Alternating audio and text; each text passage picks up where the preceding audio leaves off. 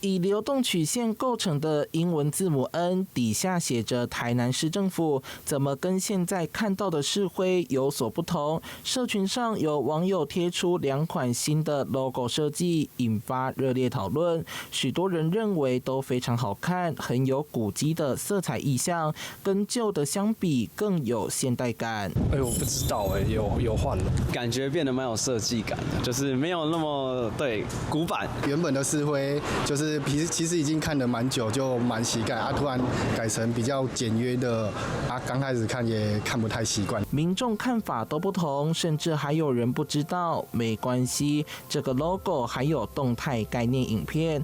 N 就是台南的南字首拼音，整體配色取自台南的自然、人文與產業特色，還能延伸應用在城市行銷與公共事務的完整視覺系統。市政府有更多的說明，可以讓我們市民可以更加了解，用這樣的一個logo 跟符號形象，它應該要代表着台南什麼樣的元素？簡約跟簡潔的設計其實是通常適用在各式各樣的地方，所以當很多的這個地方都放上这個市徽跟識別設計的時候，其實就形成了台南的印象。品牌視覺呢，它所要推動的一個部分，事實上是從指標的一個部分來進行主要推動的一個方向。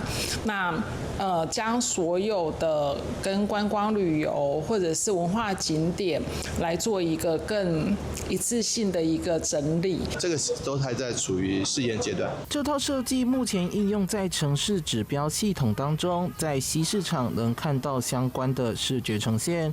不過，城市視覺系統本就具有階段性，會隨着時代調整更新，不會長期固定不變。後續是否全面導入，也將持續受到關注。